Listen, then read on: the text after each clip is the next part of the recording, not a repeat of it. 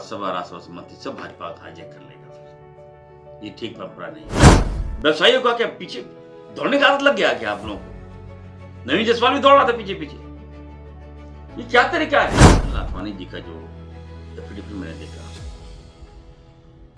पांच क्वेरी उनको लाया, मैं चार्टर प्लेन से आए, वो उनकी बात तक नहीं सुनी गई, उनको बोलने तक नहीं दिया गया।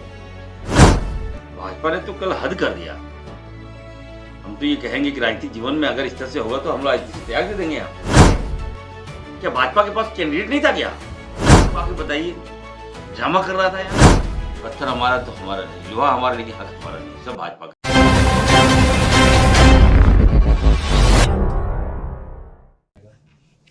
नहीं देखिए, कल जो घटना घटे इसकी मैं निंदा करता हूँ। झारखंड में नहीं होना चाहिए था, क्योंकि मध्य प्रदेश में आपने देखा कि एक दलित कैंडिडेट को राहुल गांधी जी ने खड़ा किया, दलित महिला को खड़ा किया, और राहुल जी का मकसद था कि दलित महिला जो है सदन की आवाज़ बने। ये सम्मान था दलित समाज के लिए, लेकिन भाजपा ने वहाँ रोक दिया। एक मामूली सी त्रुटि, मैंने मंगवा लिया एफिडेविट, एक मामूली त्रुटि मतलब एरर मिनिमम, मतलब कोई मायने नहीं रखता, उसके कारण उनका नामांकन रद्द कर दिया, क्योंकि वहाँ भाजपा की सरकार है। ठीक दूसरी ओर झारखंड आप आते हैं तो यहाँ परिमल नाथवानी जी का जो एफिडेविट मैंने देखा, पांच क्वेरी गैप, तो जो ठीक है, आप 3:30 बजे तक अपना क्वेरी को आप डाल सकते हैं, लेकिन नया एफिडेविट आप नहीं दे सकते हैं। आपको ले लिया यहाँ के चुनाव आयोग ने। हमारा विरोध इसका था कि आप वहां पे आप हमारा मान्यता रद्द करते हो और यहाँ पर आप एक व्यवसायी को आप मान्यता दे रहे हो। और हमें लगा था कि कल जो है परिमल नाथवानी का नामांकन रद्द हो जाएगा। हमारे लॉयर को लाए हम, आप देखिए सवेरे 5 बजे से मैं परेशान था, उनको लाया मैं यहाँ पर। सलमान खुर्शीद साहब बड़े लॉयर है, उनको लाया मैं, चार्टर प्लेन से आए वो, उनकी बात तक नहीं सुनी गई, उनको बोलने तक नहीं दिया गया। इसका विरोध कर रहा था मैं, और भाजपा ने तो कल हद कर दिया। हम तो ये कहेंगे कि राजनीतिक जीवन में अगर इस तरह से होगा तो हम राजनीति से त्याग दे देंगे हम। ये सीपी सिंह जी बताइए, ये उम्र के अंतिम पड़ाव पर हैं, अच्छा सम्मान, आप चुनाव जीत रहे हैं धर्म के नाम पर, आप पिछलग्गू बन गए क्या? भाजपा के पास कैंडिडेट नहीं था क्या? व्यवसायियों का क्या पीछे दौड़ने का आदत लग गया क्या आप लोगों को? नवीन जायसवाल भी दौड़ रहा था पीछे पीछे। ये क्या तरीका है? कोई मॉरल नहीं है क्या? भेज दिए हैं, बोल दिए व्यवसायियों के आगे भाजपा अपने आप को नतमस्तक कर चुकी है, भेज दिए हम अपने आप को, खत्म हो जाएगा मामला। खरीद फरोख्त, अरे ये लोग तो मैं बार बार कह रहा हूं, झारखंड से कोई मतलब नहीं है। झारखंड लिए दिसम गुरु शिबू सोरेन, झारखंड लिए मेरे पिताजी फुरकान अंसारी, हमें मोह है यहाँ के लोगों का अस्तित्व को हम जानते हैं, किस हाल में लोग रहता मैं जानता हूं, रहन सहन हमारा है यहाँ। ये बाहर के लोग आके बताइए, ड्रामा कर रहा था यहाँ। भाजपा ने अपने आप को व्यवसायियों के हाथों गिरवी रख दिया है, दैट्स ऑल।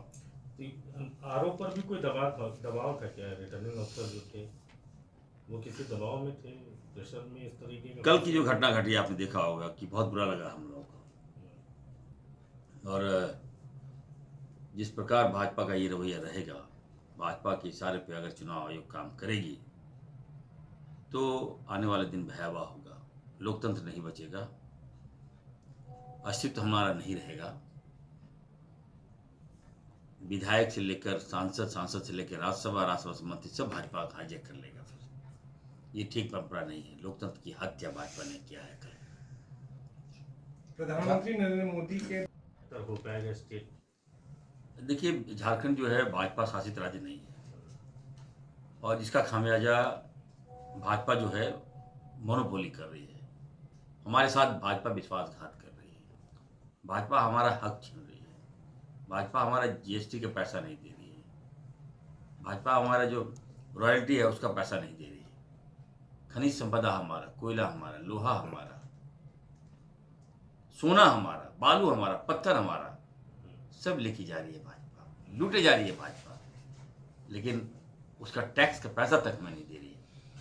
तो मुख्यमंत्री जी कल गए हैं, नीति आयोग की बैठक है कल, आज बैठक है, तो हमें लगता है कि हम लोगों ने होमवर्क किया है, हम लोग मांगेंगे उनसे कि झारखंड के डेवलपमेंट के लिए हमें पैसा दीजिए आप। मुख्यमंत्री जी ने कुछ रोड मैप तैयार किया है, जिसमें मुख्यमंत्री जी का सपना है कि झारखंड में मेट्रो रेल की स्थापना हो। आज से नहीं, मुख्यमंत्री पहले से लगे हैं, आदरणीय हेमंत सोरेन जी लगे हुए हैं, तो उसके लिए वो गए हुए हैं।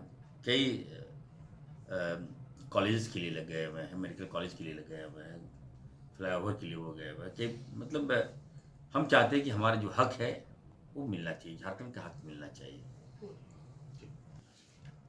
पत्थर हमारा तो हमारा नहीं, लोहा हमारा लेकिन हक हमारा नहीं, सब भाजपा का हक है।